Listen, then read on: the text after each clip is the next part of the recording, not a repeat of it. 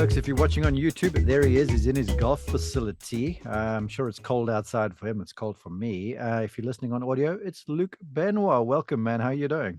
Thanks, Mark. Excited to be on. Really appreciate it. Excited to get going. Okay. Um, how cold is it outside for you right now, being at Interlaken, or are you elsewhere right now? No, I'm at Interlaken. We're upper 20s today, so it's a warm day.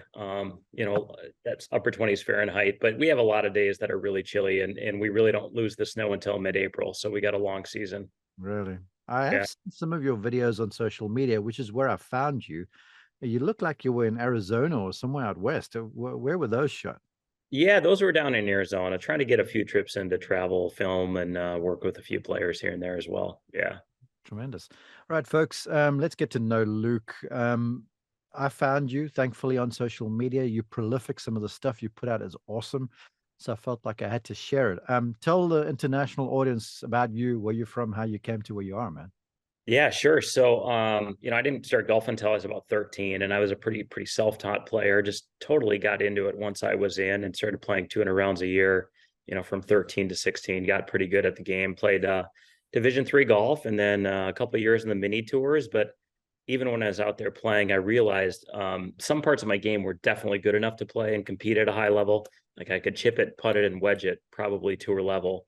Mhm. But driver was always a little wild, and I didn't have a single golf lesson until I turned 22. I turned pro, and then I took my first lesson. So I was a self-taught guy. Okay, there is a lesson in itself over there about taking your first lesson when you turn pro, because I Yeah, oftentimes find, and I want you to help the aspirant young professional man or lady listening to this, yeah, where you get out there, you're good, you've been successful at your level, now you take the next step. And I find all too often, because I've worked with golfers on the tour yeah. back, I'm a recovering golf instructor, that all of a sudden people start feeling like they're going to change their spots if they were a leopard a little bit in order to get better. So why don't you share the wisdom there? Because you've lived it. Yeah, I 100% agree. I felt pressure. And at the time, I probably was like, boy, my stuff's not good enough. You go play with a couple of guys that hit a little farther and a little straighter, then you're like, well, I can't compete. Mhm. Now, for me personally, I really don't think my stuff was good enough, but I didn't realize how much work it would have been to do it. So it took me a year, it's 4 degrees upright as a guy that's 5'10. That's not, it's kind of ridiculous. Mhm. So change that. But it took a long time to recover. And during that process, I got fascinated with the learning process. Okay. How do you get better at golf? And that's where my education went. And so I had some luck in the mini tours, but I realized I wasn't straight enough off the tee to be a competitive player. But that really got me down the road of what do I need to do to understand skill development, and I knew I'd be a teacher because I was always fascinated with it, always tinkering, and my mind was always drawn to it. I was an engineer into how I thought, but I had no skills. I didn't know what I was doing out there, and I had some good teachers help me. But I also think, how much faster could I have gotten there if Yeah. I'd done it more efficiently? So that was always my thought. Well, that's why I was really excited to talk about the concepts that you introduced to me. But before we go there, you have a PhD in motor learning, and so Yeah. I guess that's where the connection between the cerebral and now making it a skill thing and turning it into better scores. Because don't you find that so many golfers, they go for the lesson and they're like, "Oh, this is sexy," and "Ooh, my mind is spinning," and then they're working on the range, but then it doesn't parlay itself to better playing on the golf course. Absolutely. And they don't understand the process of why it doesn't, right? So they don't get they're not skilled with understanding the feedback involved. So let's say they make the swing change they're wanting to. They shallow their swing. It's on a perfect plane, but now they're shanking it. Yeah. And so they discard what they learned in the lesson from a great teacher. Yeah. Uh, and it to me, like, those are some of the kind of like causation things that we have to figure out. Well, if you shallow it, you might have more centripetal force. Your arms might go off your chest. You might start shanking it. Well, great. Now let's hit it off the toe while we do the new move instead Yeah. of abandoning the move, right? Uh-huh. And Yeah. that's sort of some of the challenge of taking the lessons too, because we have a very informed audience. If someone's downloading this thing, it's because they're wanting to learn. Right. And oftentimes, Gary Player says it to me to this day. All right, he's like, in fact, he called here before Christmas, and he goes, "Mark," and he's giving me the whole thing. He goes, "I'm 80, whatever he is, and I'm hitting the ball as well as ever." And then he said, "And I hope that you're teaching your golfers to complete their backswing and to get through it. and that you're not giving them paralysis by analysis. And I'm like, yes, Mr. Player, your thoughts, please. Yeah, I mean, it's a great point. Like, how much do you give a player? So I've got an interesting perspective because I do have some background in motor learning and I've studied different sports and what, so that helps. But also I teach golf in Minnesota.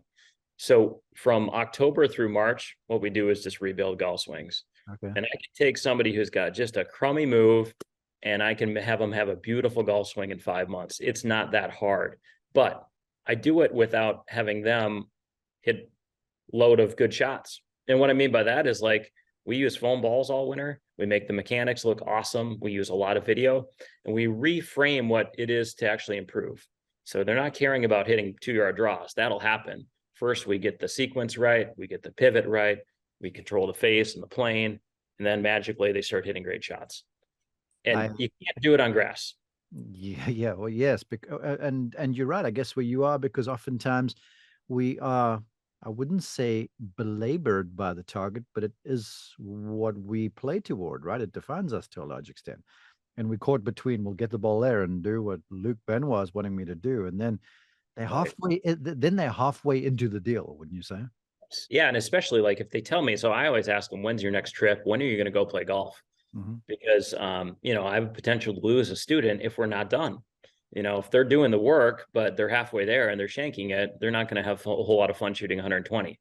And it's scary for an adult to go there if they are, the hard ones are the field players, the guys that come in and say, I'm a field player. They've never done any technical work. They don't know what that entails. And then you get guys like Gary Player, and I don't think his statement's wrong, but I'd say some people do need the deep surgery. They need to learn to rewire their swing, and that's hard to do. Yeah. We're going to get into the skill of it all in a little while, but your anecdote reminds me of two things. Faldo, I asked him about it, Nick Faldo, that is. I'm like, okay, if you had to do it all over again, what would you do? And he Yeah. said to me, he goes, I would practice in front of a mirror a whole lot more often. Yeah. And that's sort of where you are, because if you're going to invest in something, you've got to invest completely. And Butch Harmon then said to me too, he goes, when he hooked up with Tiger Woods, ostensibly the most talented golfer ever to play, Yeah. and hardest worker too, to I guess you could argue. Right. He said it took Tiger almost 2 years before he got comfortable with the adjustment that they were making to the top of his backswing. Yeah. And he's probably moving at about 6 or 8 inches, right? Minimal. Yeah, exactly. Minimal. Yeah. So I think that's where the average amateur doesn't understand the amount of work it is, but are there shortcuts to it? That's what I'm hoping to present, is like, there's probably faster ways to do it. And working on a book that hopefully will come out in a couple of months to explain how this can be easier, because I think Successful. that's what golfers want. All right, let's dive into it. A couple topics, elements we're going to hit. The ripstick. I see you wearing the hat over there. Attentional focus, which really grabbed my attention. And then just an efficient practice map, and you've got a really cool diagram you're going to share. But let's start with the speed, because you toss out speed. It's one of those things, you type golf swing on your internet browser, and all of a sudden it's like speed up for better golf. So talk about that some, please. Yeah, yeah, and I do want to, make sure it relates. But I started Ripstick a couple of years ago as a pandemic project, because we were shut down. I wasn't teaching a whole lot, hadn't had the online exposure at that point. Now you can teach online; it's way easier. You can get students, but started Ripstick, and we've been unbelievable successful. We're growing fast, but my take on it has a motor learning bend to it. So, the whole idea of overload and underload training is not new. And, if you're familiar with some of the other companies out there, we're Mhm. all trying to do the same thing. I think there's so many benefits for the average golfer gaining speed. And typically, like, we'll see 15 yards, 5 to 8 miles per hour within 6 weeks is like typical. And we've got a thing on our website where you can actually predict how far you're going to hit it based on 3 tests. All right. So you can go do these 3 tests, and they'll take you 1 minute to do, and you can find out how far you should hit it. And then if you hit it farther or shorter than that, we pretty much can conclude either you're injured, there's something wrong, or you have a poor sequence. And for those people with a poor sequence, they're going to learn how to gain a lot of speed. For those that have a great sequence and are already maximizing it, speed training will help, but you probably need to get stronger and get in the gym. Okay. Now folks are like feverishly searching. What's the web? What's the web Yeah. address? So if you go to ripstick.com, we've Mhm. got it featured there. And you can always, basically plug in your metrics, and we do vertical jump, we do a med ball toss, that's a chest pass, and then an overhead pass. And it's an 8-pound med ball. And those three things will predict you within 90%. Now, I'm using this, so I've done a ton of data collecting it, but this is something TPI came out with. I just created an algorithm so you can actually measure and predict what you should hit it. Is that PhD of yours coming into play here? Hey, Ripstick, folks, is spelled RYP. Thank you, Mark. What's Yeah. what's the inspiration for the name? Well, it's reach your potential. So Yeah, we okay. want people to, not everybody's going to be a tour pro and practice 30 hours a week, but whatever time you have, be efficient. And I really think like most people can benefit from speed training. It's not a huge commitment. It's 15 minutes, 2, 3 days a week. You know what I found? Because look, with this podcast, I get to talk to a lot of folks about things, and I just on a whim went into my trainer's place up the road the other day and was waiting for him to work with me, and he had the super speed sticks there, and I Yeah. was swinging back and forth, and I put a video up today of the stuff on Instagram, and when I was going lefty and righty, because Mr. Player, to revisit him, he said to me, and that was what I was trying to do. He goes, always swing the club in the opposite direction in practice. Yeah. And he didn't have data to prove this. He just talked about balancing your body. You don't get one sided. Yeah. And so I did this, and I was like, holy smoke, man.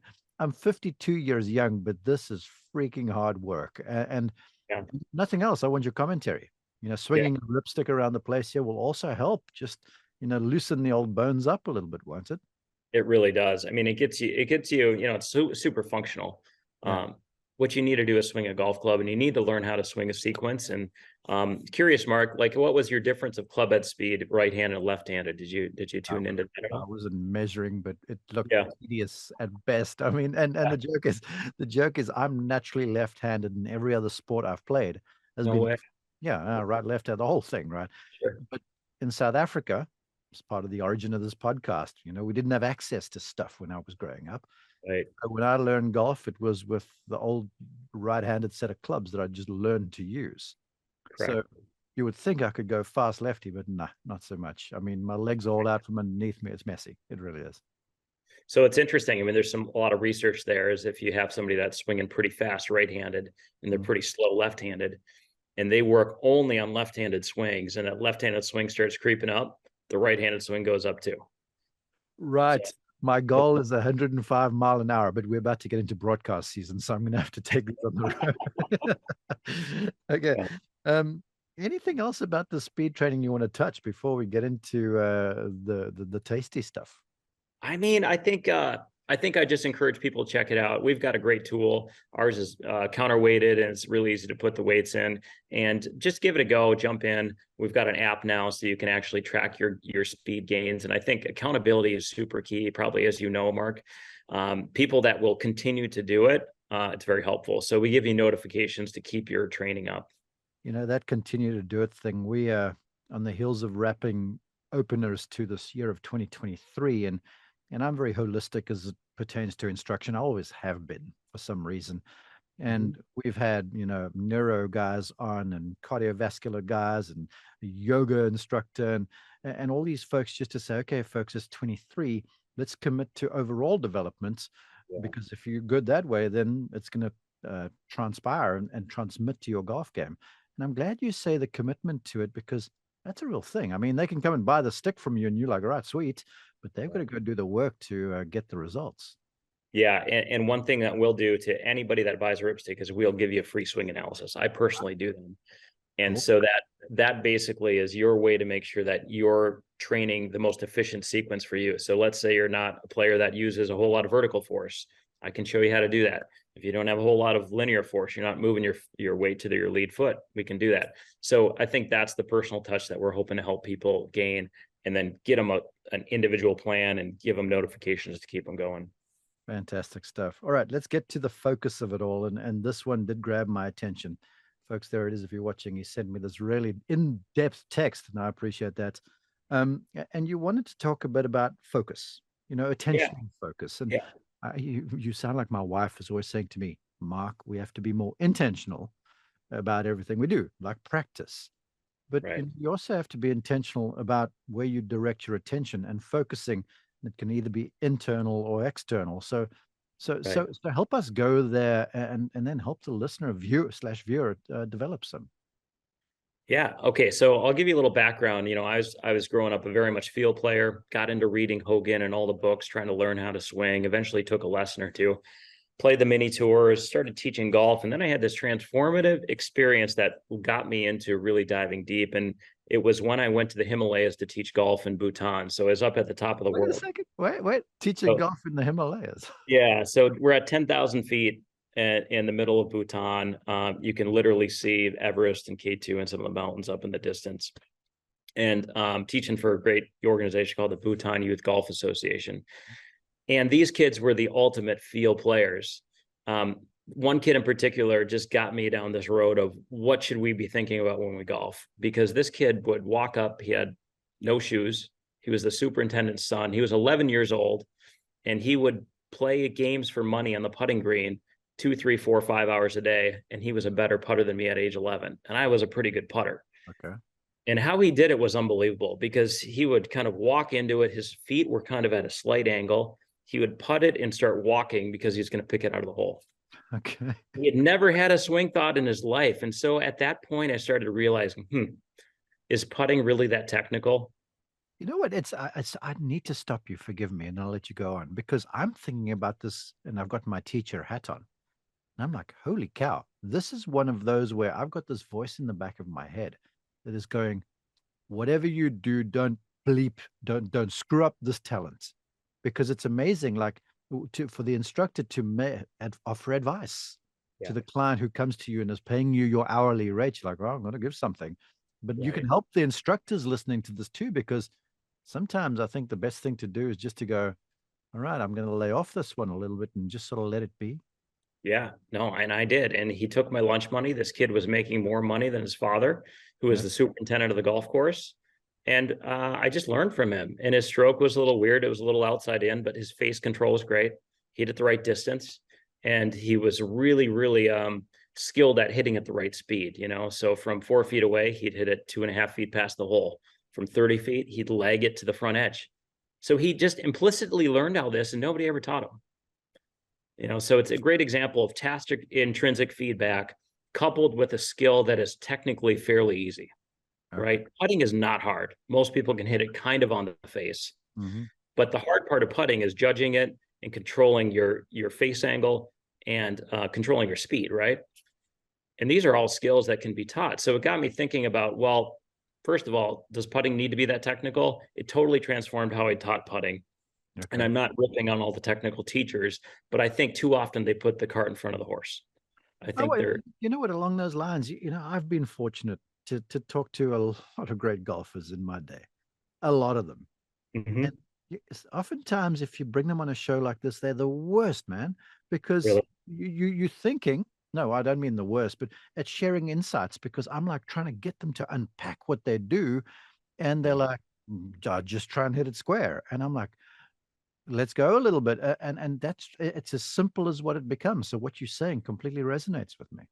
Yeah, and I think this kid, if you asked him how do you make putts, well, you hit the ball in the hole. He's not He going to tell does you it. how he's doing it. He Yeah. doesn't have he has procedural knowledge, but he doesn't have declarative knowledge about how to do it. Mm. And that is fine. That's what being a field player is, and that's where we need to operate when we're trying to win money or compete in our $2 Nassau league, whatever it is. Like we need to be in the moment of performing. And then the whole battle is how do we learn how to change our skills when they're just simply not fundamentally good enough? Then you go in the tank and do the other side of the spectrum. I guess before we get to that, I have to ask the question then, because you're right. And I would say probably the master at this is Tiger Woods, Yes. where he will go from being highly technical. If Yeah. you switch on social media and you see practice swings that are being shown of Tiger, you can see what he's working on. Yes. And then he's doing this prior to a golf swing. But you put him in the golf course and he becomes a different human being, man. All of a sudden, I've asked him, he goes, I just feel it in my hands. Yeah. I want to hit a high draw. Actually opens the face a little bit and he just thinks high draw Isn't because the that open crazy? face lets him let it go. And it's amazing how he goes from technical to the play mode. So I'd love your commentary there, please. Well, Tiger is the master of it. And I don't know if anybody has learned it and applied it better than Tiger. I mean, he's had 4 or 5 different golf swings, Mhm. and then he can go play golf and he can take your money. He's really good at performing on the course and not being overly technical. And so getting into that, question of attentional focus, I love to think of attentional focus as like a bucket, and you have so many things you can fit in that bucket. Okay. And so you might have some large things for a beginner are just simply set up, hold the club, finish with your weight front forward. And those are like boulders, right? Mhm. Now, over time, everything in that bucket gets smaller as it becomes more an automatic process. Yeah. So pretty soon we layer all these things at the bottom of the bucket and we can put more things on top. Now we learn how to shape it both ways. Now we learn how to deal with different lies, all these different things. So we can start to layer it up. And Tiger's got so much at the bottom of his bucket that's just granular little pieces of sand, but he knows what he can go function with and what he can't. He's not going to put more in that bucket than he needs to go perform. And that's where so many amateurs are so bad. They throw too much in that bucket. They go take a lesson and then they go try to use it in a tournament. And anytime you go in a tournament, you're adding pressure. That's another thing in your bucket. They can't do it. I'm the master at this. I mean, you're talking to my soul right now because, our broadcast season is largely now from early January through the end of August. And then I get falls off because CBS do football. Sure. So I was like, all right, 22, I fall. I'm going to work on my game some. And I Yeah. played golf and it was disastrous. Okay. Because as soon as I hit one bad shot, I was just a myriad of swing thoughts. And I was beginning to live what I hear so many clients who come for lessons say. They're like, I'm thinking too much. And then I'm like, I'm as the instructor, I'm thinking, no, you're not thinking too much. You're just not thinking on the right thing or focusing on the right thing. Because it's Right. just like panic stations and there's information coming from all over the show. And Right. half of it is garbled. I mean, is this what you're saying here? Yes. And I would say social media, as fun as it is, And gonna- podcast. it's going to give you ADHD, isn't it? I mean, it's going to make you think that you need a new swing thought all the time if you don't know how to filter it. And so you need to be really wise about your informational sources and find great sources like yourself that are going to tell you about, okay, let's understand how to do the feel and basically get the ball in the hole stuff, the stuff you should be thinking about on the golf course, and then the technical work should be reserved to that. And you need to have a plan on the technical that's day to day, very consistent, right? Yeah. You said it, you hit the nail on the head. I just came back from an assignment with the PGA Tour that they call swing thoughts. And we Mm. basically analyze their great golfers' swings. And one of my recent ones was Victor Hovland. And I remember myself saying it throughout this 10-minute thing, different views of his swing and stuff. I'm like, the one thing about Victor and Jeff Smith, basically, he's only ever swing instructor. Yeah. They've never toyed with his golf swing DNA. Yeah. The swings they make, or the adjustments they make are nuanced and fine, and there's nothing wholesale on the go. And it's just really to help him hit the shot shape that he wants, whether it looks Right. like it does or not. I mean, one of the biggest lessons I ever got as a young golf teacher back in the 90s was I was working with a golfer at the Open Championship. And Jim Furyk was 2 down from me. And the club Sure. rep comes and stands next to me and he looks at me after a while. He goes, what would you say to Furyk if he asked you? Yeah. And I was stumped. I stood there. I'm like, I don't know. And that Yeah. question kept me up. And your point is so well founded between, where your focus is and understanding what you're going to work on. And then you take that to the skill of playing the game. Yeah. I mean, it gets really, really dicey. And anybody who says they have the perfect example or perfect plan for a guy like Jim Furyk, that's a tough call. Yeah. I mean, I would have just said add speed, get in the gym, because if his club head speed was 115, he would have been unbelievable. He was already unbelievable, right? Mm-hmm. But technically, I don't know what you change about Furyk.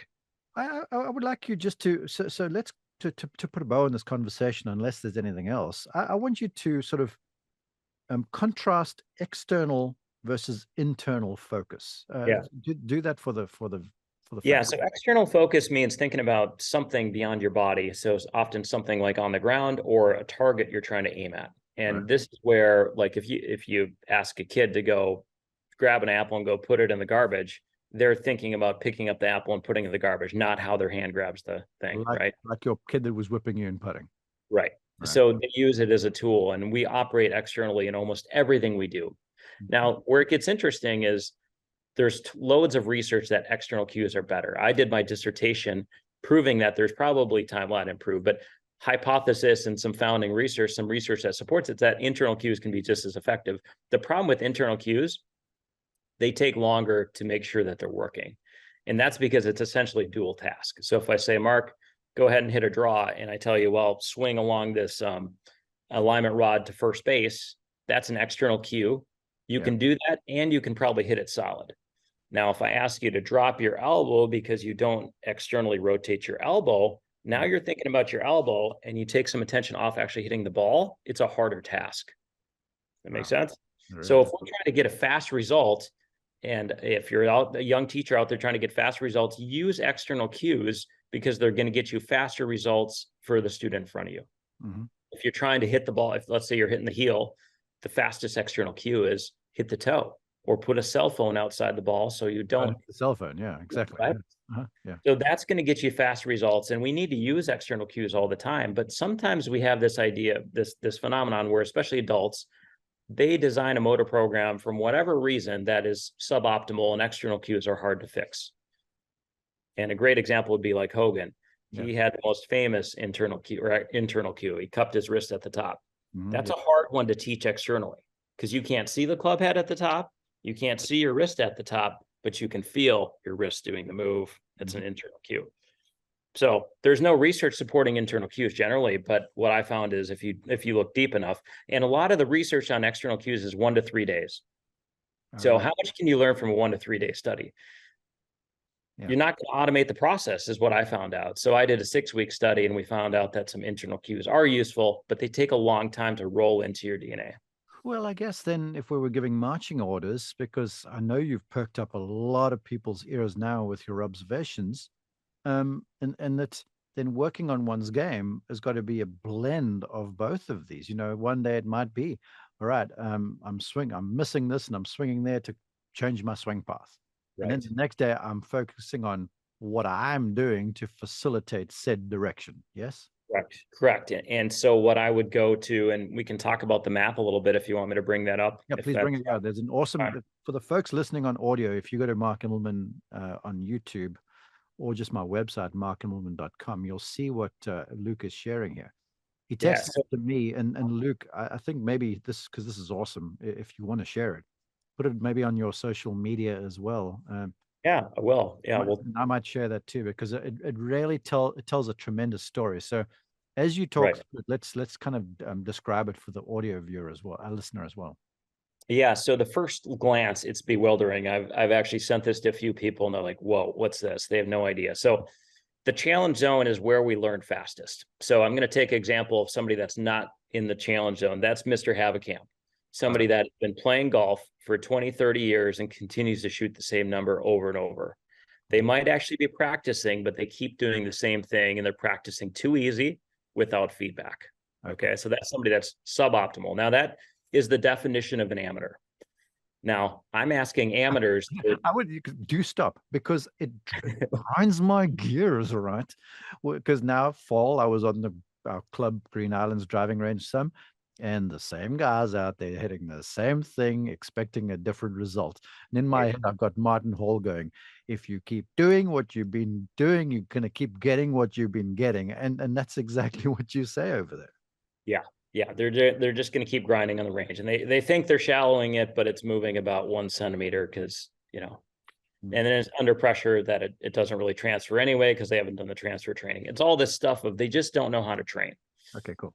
So that's the Mr. Haverkamp too easy. Now, this idea of challenge zone is from a couple of researchers, Tim Lee, who's great, and Mark Guadagnoli, both great researchers.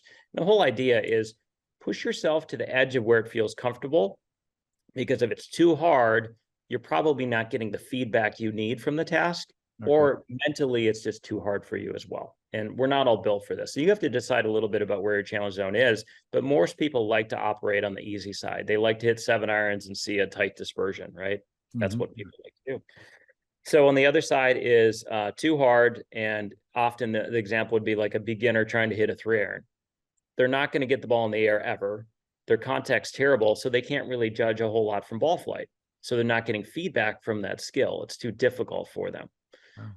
So now we choose, where do we want to go in the challenge zone, and where should we operate in terms of what I call the skill side, which is over here, Well, or the mechanics if side. you're Yeah. okay, I just want to describe that quickly for the audio folks. So we're basically looking at a graph with a vertical and a horizontal axis.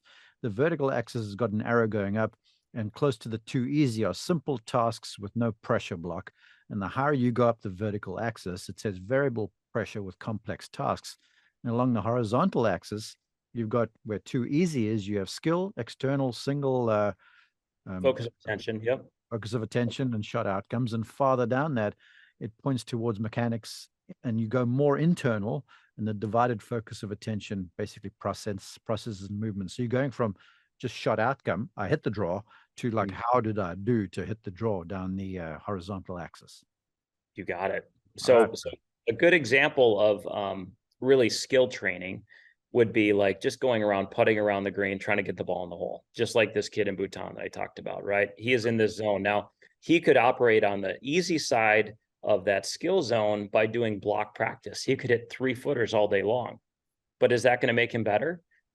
Probably not as much as if he'd worked on either playing for money against people, or varying the distance, or varying the surface. So there's so many ways that he can make it harder by ramping it up.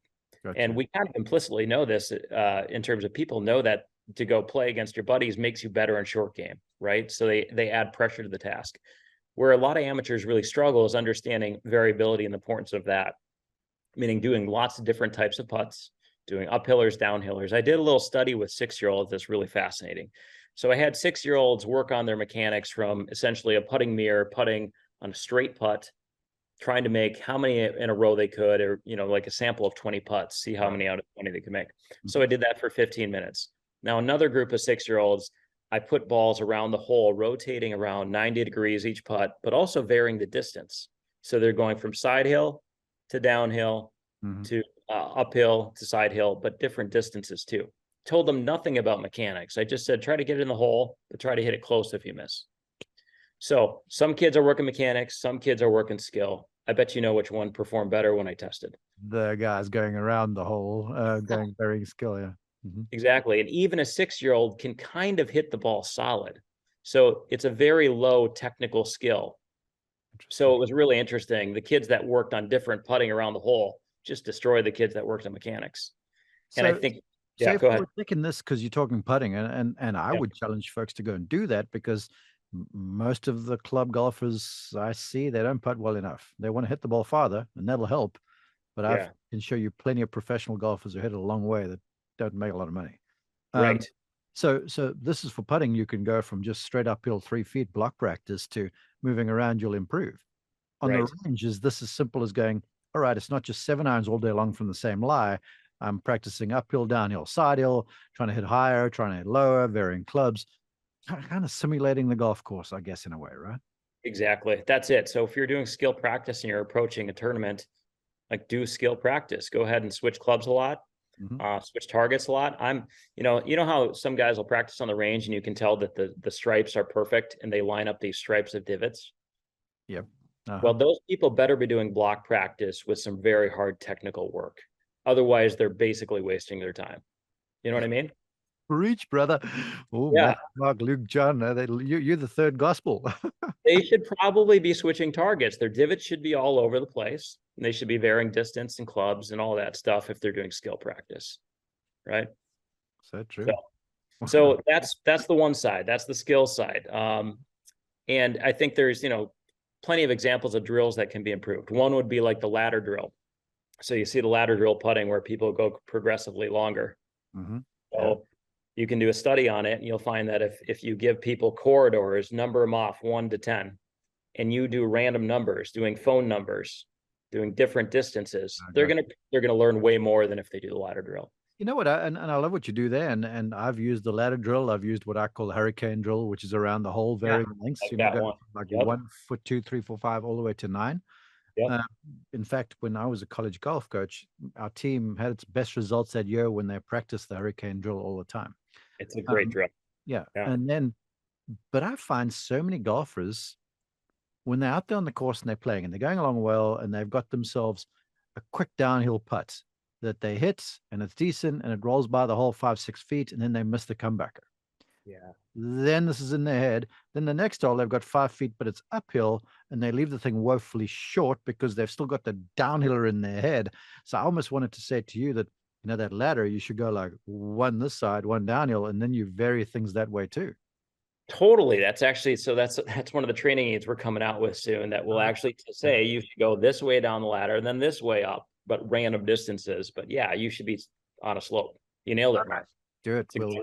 We'll release it. All right, go. I'll give you credit. Yeah. It's great. So yeah, that's the idea. And it's really interesting, all the examples of, again, how important it is to keep your practice random. I love to have my golfers practice more short putts from 3 to 10 feet on a lot of slope for the exact reason you talked about.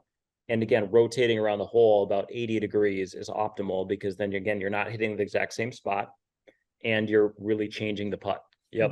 But I also along that on the slope, I love that too because I joke with people, but I'm serious in a way, and I'm like, rule number one in golf is that a ball is always going to roll down a hill, right?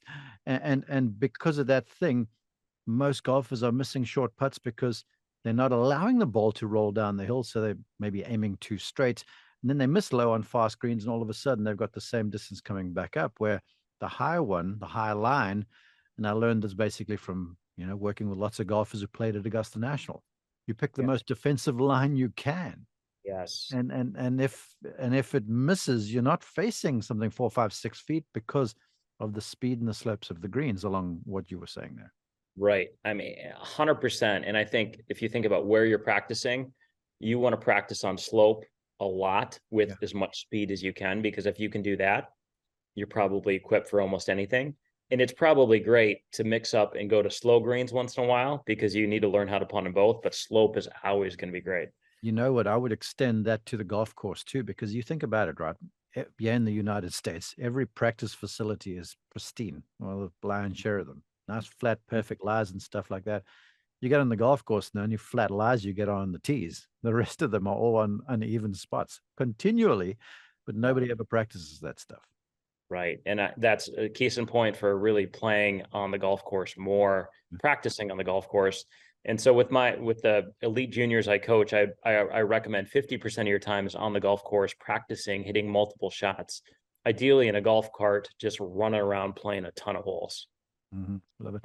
On the right side of this diagram, for the folks who are listening, I'm sure the folks who are watching have been reading this stuff while you and I are chatting.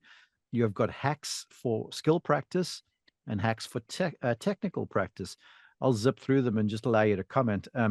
For the skill practice, there's variability. We've talked about that, the setting or the environment. Then the last two I want to touch: pressure / caring, and then fatigue. And I'd like you to camp there for a little bit because so many golfers, I feel like they've worn themselves out. Then they're still trying to grind away to finish the task or whatever. Yeah. So pressure is a really big one, so that you create, Tiger and his experience is a great example. The more you train with pressure, the easier it is to just go perform under pressure. Yeah. And a lot of golfers don't want to be uncomfortable, but you have to push your comfort zone constantly if you want to be really good under pressure. So go find a buddy and go play for money, or go challenge somebody on the putting green to a putting match, even if you don't play for money, but find a way to make yourself care, because that helps you ramp it up. There's not actually like a whole lot of evidence of people actually playing better under pressure than they do under normal circumstances, but you can get very close. And I think there's some people that can perform almost the same. The last one, fatigue, it's almost like the basketball analogy. When do you shoot free throws? At the end of practice. You should probably do it at the beginning of practice and end of practice, but I'll have golfers, putting well in the putting green, and then I'll have them do 20 push-ups and see how they perform.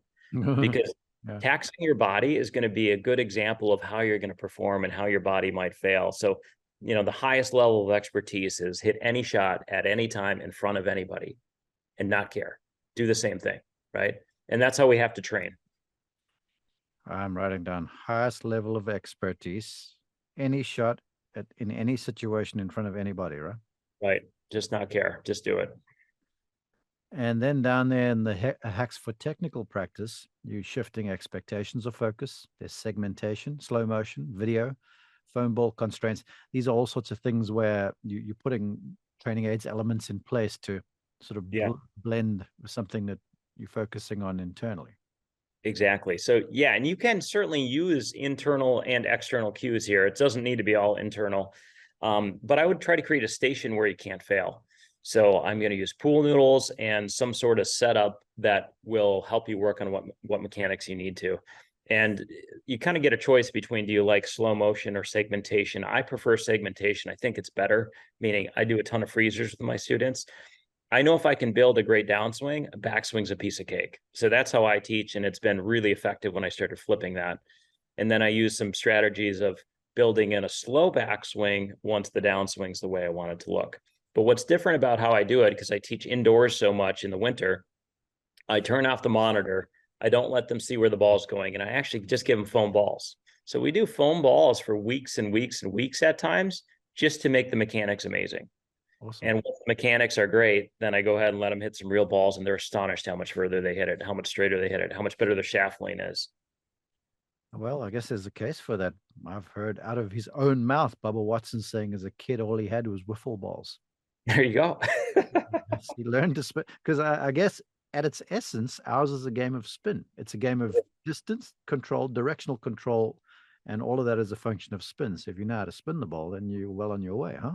Right. Yeah, that's it. And the last thing I'd say about the mechanical practice there is, it's not like I don't care about, contact and face angle and path. I would always say, like, you should have an awareness of bias as you're working on your swing. So some people might say, well, I'm going to shallow my swing, but getting your path to 18 degrees inside out is a problem. You need to manage path, face, and contact while you're doing your technical practice. But those don't need to require a tight dispersion. You don't need to hit the ball right at the target. What you need is to not have a big bias right or left. Yeah, love that. I love the awareness of bias too, because everybody has. I view golf as like a massive spectrum. Right. Let's call it east to west, right?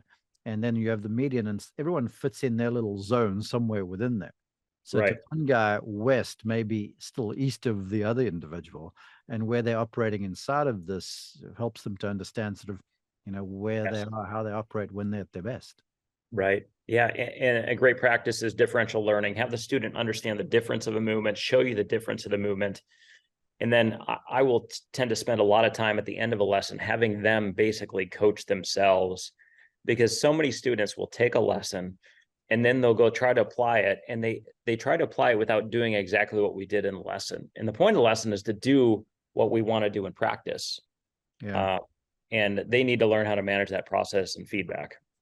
tremendous. Unless you have anything else, you can close this. And I want to touch on the last Yeah. topic. Yeah, you You got it. mentioned it already. Transfer training. I understood largely where you were going to go with the other things, but transfer training, you've caught me unaware. So please enlighten me. Yeah, so transfer training is really taking what you have in terms of, once your mechanics are decent, how do you take it to the golf course? Now, I'd almost ask you, Mark, that did you ever have a point in your life where you were training and you were getting a nice result, but you could not take it to the golf course? Yeah, yeah, heck yes. Yeah. Absolutely. But you know So how what? did, Looking yeah, back on it now, I mean, I had this moment the other day because maybe I'm 52 and wising up a little bit. How I can look back upon situation now, and there were always things that I did, and when I did them, I was functional. Things were better. yeah, Then for some dumb reason, maybe it was because I always thought that there was the holy grail of golf swing thing around here somewhere. I okay. was trying something else, right? Who Uh, knows? Who knows if I'd remained true to what I was doing, if yeah, maybe it might have turned out different, and I didn't turn into a golf instructor. But to me, I was always inquisitive learning. It always seemed like I wasn't good enough. But looking right. back now, I'm like, you know what? When I did this, I always seemed to hit it good. You know, Yeah, and I thought about this because I had to analyze Scotty Scheffler's golf swing, right? sure. And w- when I was a kid, I learned from David Frost, and his right foot always used to slide a little inward, his trail foot. And I thought Interesting. it was cool, so I tried to do it. And every time I did it, I freaking flushed it. Okay. Now, knowing why I flushed it, because I used to be really horizontal on the way down and get in front of the thing. But when my Got foot it. slid, I was turning better, so I matched up the face so much better. Interesting. And Yeah. then I read in a book and then someone's like, well, your foot shouldn't slide so much. So then I'm changing that, not understanding how it was worthwhile. Lo and That's behold, now I'll speak to Steve Furlonger and these guys about these ground reaction force experts. And they're all yeah. like, if you want to pivot through properly, you push your forward leg forward and your back leg back, and you're gonna, because it's like turning the lid of a jar open. And I'm like, Right.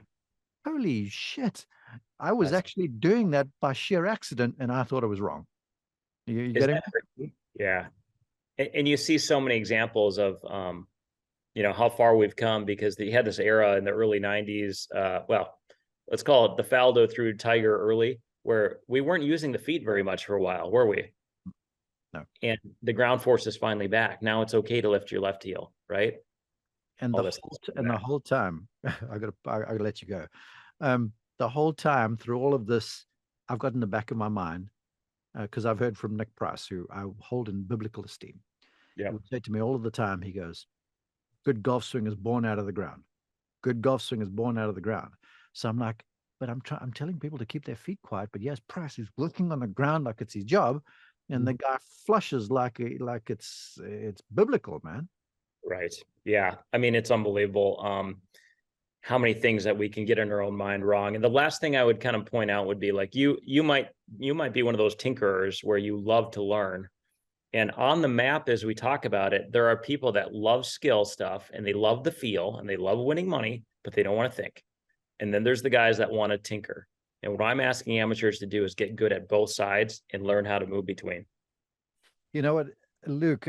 What you share is insightful, and I would almost say it's going to liberate a whole bunch of people because there is sadly, and this is just my contention, and I'm about to get a whole bunch of social media hate when this thing's published, is that we have been bred into believing that there is a better way to do it, and and you've got to understand everything. And I'm preaching all the time understanding because I feel like it's worthwhile for Mm-hmm. self-discovery and self-direction. But understand who you are, not Mm-hmm. what someone else is doing, and then feel like you've got to do that to get better. Does that make sense to you? Yeah. Yeah. There's so many ways to get it done. Motor equivalency is a term that we need to understand. Like you can get the thing done doing it like Bubba or like Ferric or like Tiger or like you. It all works. All right, we're going to have to get together for motor equivalency. In the meantime, please share with the golfers remind them of the ripstick, remind them of your social media, where they can get you, website, that sort of stuff, please. Sounds awesome. Yeah, so everything's at ripstick.com. You can find me on Instagram, ripstick with a Y, and then also Dr. Luke Benoit as well on ripstick or on Instagram. And thanks for having me on, Mark. Excited to see where this goes and appreciate you just sharing it.